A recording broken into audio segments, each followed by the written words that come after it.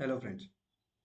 कल हमने देखा था या हमारे प्रीवियस वीडियो में हमने देखा था कि आप इसको कैसे एक फॉर्म बना के उसमें डेटा सबमिट कर सकते हैं, जैसे employee ID, employee name, department, location, salary, ये सब डाल के आप यहाँ पर सबमिट कर सकते हैं। जैसे मैं अगर यहाँ पर आप देखेंगे, मैंने मान लीजिए एक एम्प्लॉय आईडी डाल दिया 5 नंबर, या मैं इसको कर देता हूँ 3 नंबर, और यहाँ पर डाल दिया मैंने राहुल। डिपार्टमेंट मान ले मैंने डाल दिया एडमिन। लोकेशन मेरी है भोपाल। सैलरी में कुछ भी डाल देता हूँ रैंडमली। ठीक है, और इसको मैंने सबमिट किया। ठीक है, ये यहाँ पर सबमिट हो चुका है। अगर आप देखेंगे तो 1 2 3 यहाँ पर सबमिट हो चुका है, और ये जो नंबर है ये यहाँ पर अपडेट है। अब मुझे यहाँ पर इनको अपडेट भी करना है। अब एक चीज़ और मैं यहाँ कर सकते हैं कि अगर मुझे यहाँ पर डुप्लीकेसी चेक करना है कि मेरी एम्प्लॉय आईडी जो है वो ऑलरेडी एंटर्ड तो नहीं है, तो मैं यहाँ क्या कर सकता हूँ, काउंट एफ लगा सकता हूँ। मैं यहाँ पर काउंट एफ में मेरा मैंने यहाँ पर रेंज दे दिया है, और मैं यहाँ पर ये जो क्राइटेरिया मेरी एम्प्लॉय आईडी ये मैं वो दे देता हूँ। अगर अब मैं इसमें एक चीज़ और लगा देता हूँ कि इफ़ अगर मेरा ये जो है इज़ ग्रेटर देन या is equal two is greater than 1 है, तो मैं यहाँ पर इसको क्या देता हूँ, डुप्लीकेट एम्प्लॉय आईडी और ब्लैंक।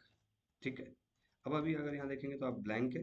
अगर मैं जैसे यहाँ पर AP/1 डालूंगा, /1 डालूंगा, तो मेरे यहाँ पर इसने डुप्लीकेट आईडी नहीं है।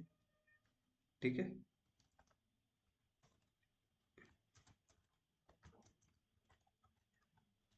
एक सेकंड यहाँ पर। ठीक है, क्योंकि वो एक सिंगल था इसलिए वो डुप्लीकेट आईडी नहीं है। अब उसने यहाँ पर बता दिया कि डुप्लीकेट एम्प्लॉय आईडी है। यहाँ अगर मैं 3 डालूंगा तो भी मेरा वही है। अगर मैं यहाँ पर 4 डालूंगा तो मेरी डुप्लीकेट आईडी नहीं है। ठीक है, चलिए अब इस चीज़ में हम देखते हैं कि हम इसको अब अपडेट कैसे कर सकते हैं। मान लीजिए मेरे पास एम्प्लॉय आईडी 1 को मुझे अपडेट करना है कि मेरा एम्प्लॉय नाम गलत डल गया, या डिपार्टमेंट गलत डल गया, या लोकेशन गलत डल गई, या सैलरी गलत डल गई। तो इसके लिए मैं कैसे कर सकता हूँ, मैं इसको अपडेट कर सकता हूँ। तो अपडेट में हम वही हमारी गूगल शीट को ओपन करके उसमें जो है हमारा स्क्रिप्टिंग वाला जो पार्ट है वो हम ओपन करेंगे। वो ओपन कैसे करते हैं, अगर आप देखेंगे यहाँ पर तो हमारे पास एक्सटेंशन है, एक्सटेंशन में जाके ऐप स्क्रिप्ट पे। ठीक है, ये हमने ओपन कर लिया। अब इसमें मैंने बहुत ही सिंपल सी चीज़ें रख के रखी हुई है कि एक फंक्शन बना लिया मैंने फैच एम्प्लॉय डिटेल्स नाम से, जिसमें मैंने यहाँ पर एंट्री फॉर्म शीट बना ली है। ठीक है, कांस्टेंट डेटा शीट, जिसमें एंट्री मेरा शीट का नाम हो गया, डेटा मेरा डेटा वाली जो शीट है उसका नाम हो गया। मैंने यहाँ पर एक कांस्टेंट डिफाइन कर दी है, डेटा मेरा। उसके बाद मैंने यहाँ पर एक इफ कंडीशन लगा दी कि मेरी अगर एंट्री शीट या डेटा शीट में से कुछ भी अगर मिसिंग है तो मुझे वो अलर्ट दे दे कि भाई शीट मेरी मिसिंग है, या मेरा डेटा जो डेटा वाली शीट है वो मिसिंग है। दोनों में से कोई भी एक नेम जो मेरा वो मिसिंग है। उसके बाद मैंने यहाँ पर एक एम्प्लॉय आईडी उठा लिया कि मेरे जो C3 में है वो वैल्यू उठा ले मेरी। और अगर एम्प्लॉय आईडी अगर मेरी ब्लैंक है तो वहाँ पर वो मेरे मुझे ये बता दे कि आपकी एम्प्लॉय आईडी ब्लैंक है। ठीक है, उसके बाद मैंने डेटा रेंज उठा लिया डेटा शीट से, जो मेरी डेटा शीट है उससे मैंने यहाँ पर डेटा रेंज उठाया। डेटा रेंज में फिर मैंने वैल्यूज ले ली। उसके बाद मैंने एक यहाँ पर एक फंक्शन, एक वेरिएबल टाइप बना लिया फाउंड रो करके, अगर वो नल है। ठीक है, वो अभी नल है। उसके बाद मैंने यहाँ पर एक लूप लगा दिया सिंपल सा, जिसमें मैंने ये ले लिया 1 से लेके जो भी मेरी वैल्यूज है उसमें उसमें वो ये फाइंड करेगा कि मेरा ये जो डेटा वैल्यूज है I, 0 1, उसके बाद मैंने उसमें ट्रिम लगा के एम्प्लॉय आईडी से मैंने मैच करा दिया। ठीक है, ये समझ में नहीं आया होगा, सिंपल सा हम समझते हैं। मान लीजिए मैंने यहाँ पर ये मेरे पास डेटा है जिसमें मेरा, जब हम कोई भी चीज़ की इंडेक्सिंग करते हैं तो वो जैसे मान लीजिए यहाँ से अगर हम ले रहे हैं तो ये 0 होगा ए कॉलम, बी मेरा 1 होगा, 2 होगा, 3 होगा, 4, इस टाइप से मेरी इंडेक्सिंग होती है। तो ये मेरा पूरा डेटा रेंज है। ये यहाँ तक डेटा जितने भी मेरे डेटा रहेगा उतने में मेरा वो डेटा रेंज हो जाता है। ठीक है, यहाँ पर डेटा रेंज जो है मैंने यहाँ पर क्या दे दिया हुआ है डेटा वैल्यूज में, जिसमें से मेरी आई मतलब ये फर्स्ट कॉलम वो फर्स्ट रो उठाएगा, और कॉलम कौन सा उठाएगा, 0 वाला। यहाँ पर अगर आप देखेंगे तो 0 कॉलम, उसमें मेरी जो एम्प्लॉय आईडी है जो C3 में डली हुई है वो मैच करेगा। अगर वो मैच करा तो वहां पर आके वो मुझे यहाँ पर उसकी जो वैल्यूज है फाउंड रो में मैंने जो यहाँ पर उसको स्टोर करा के रखा है, अगर वो नल रहेगी तो मेरे यहाँ पर इस लूप में जाके वो चल जाएगा। ठीक है, यहाँ पर आए फिर C5 C7 C9 C11 में जाके वो डेटा पेस्ट हो जाएगा। जैसे मान लीजिए फर्स्ट में ये है, सेकंड में ये है, थर्ड में ये है और फोर्थ में ये है। ठीक है, वो जाके यहाँ पर अपडेट हो जाएगी। चलिए इसको देखते हैं करके कैसे होता है। ठीक है, यहाँ पर मैं गया, एम्प्लॉय आईडी 1 है, यहाँ पर मैंने देखा ये जो फैच एम्प्लॉय डिटेल्स है, मैं इसमें अभी बटन बनाएंगे हम।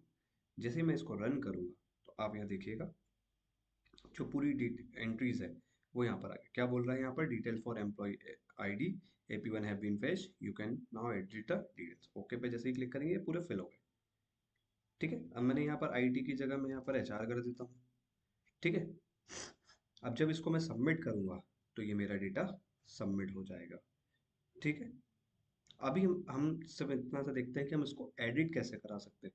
फिर इसको अपडेट के लिए आप नेक्स्ट वीडियो में जैसे ही देखेंगे तो वहां पर आप अपडेट वाला चीज सेक्शन जो है वो भी आपको देखेंगे, क्योंकि हम थोड़ा थोड़ा सीखेंगे तो हमारे लिए इजी होगा। सबसे पहले आप ये प्रैक्टिस कर लीजिए कि हम उसको कैसे एडिट करा सकते हैं। ठीक है, तो यहाँ पर आप इसको एडिट कराना सीख जाइए।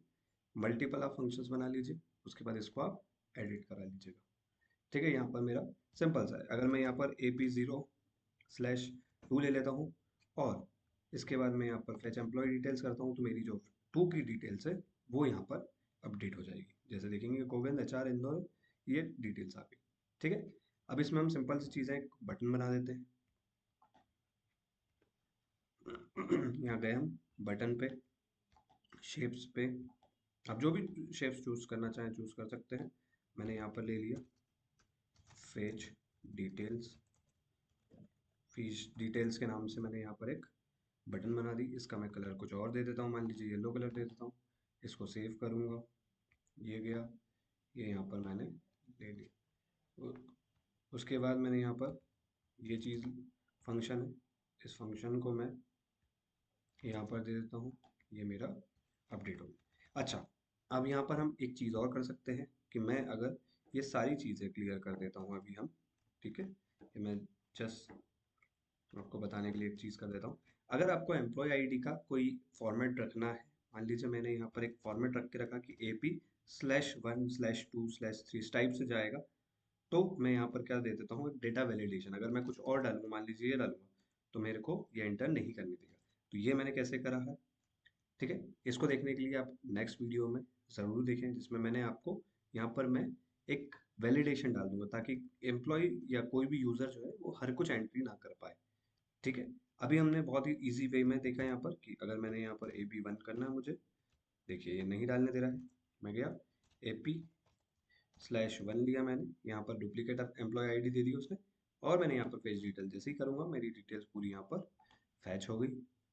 ठीक है, अब इसको हम अपडेट करते हैं, इसके लिए आप देखिएगा नेक्स्ट वीडियो में। Thank you.